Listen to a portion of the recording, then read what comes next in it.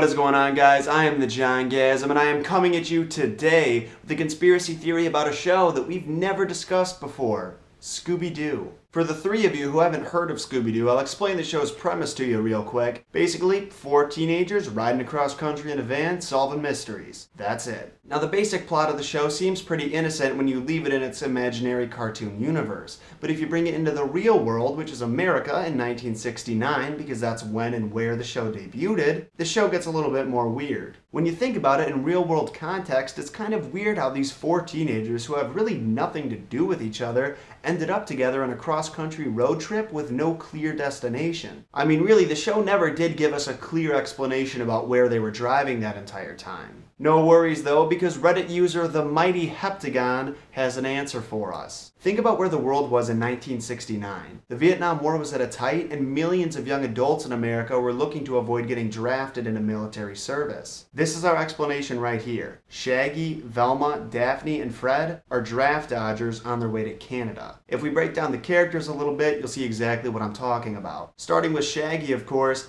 the long-haired hippie with a constant case of the munchies who only goes by his nickname. You don't question the fact that he wants to live in a van with his dog because it's not that strange for a kid like him back in 1969. He named his van the Mystery Machine because he was looking to solve all of life's mysteries out on the open road, and he took his Great Dane with him. Now, Fred is the comically clean-cut suburban kid who really has no reason to leave home and hit the highway. While we can't really question a hippie like Shaggy's reason to hit the road, you kinda gotta wonder about Fred. The reason he's out on the open road is because his draft number was up, and he wanted to avoid going to war. Now, Daphne is just Fred's fiancée. Her and Fred are in love, and they couldn't stand the idea of being separated, so she packed up and moved to Canada with him. Now, Velma is the classic anti-war activist who's willing to stand up for her beliefs at any cost. With her short hair, thick-rimmed glasses, baggy sweater, she almost looks like a caricature of a protester back in 1969. And that's because she is. According to this theory, she joined Shaggy, Daphne, and Fred on their adventure when a protest on her college campus turned violent and she needed to escape. She feels sort of a protective instinct over Fred because he's a draftee in danger of being sent to his death in a war that she doesn't believe in.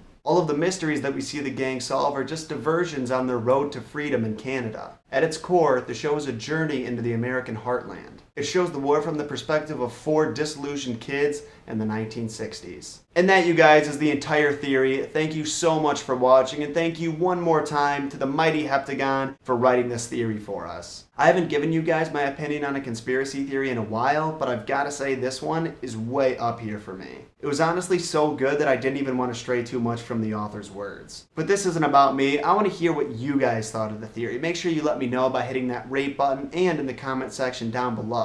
If you like this video and you want to be notified every time I upload another conspiracy theory, make sure you hit that subscribe button, and if you know anybody else who might like this theory, hit that share button down below as well. As always, the links to all of my social media accounts, Facebook, Instagram, Twitter, all in the description down below. Go give those a like or follow if you're feeling it. But you guys, like I say in every single video, whether you do all of that or none of it at all, I just want to say thank you so much for stopping by, and stay fresh.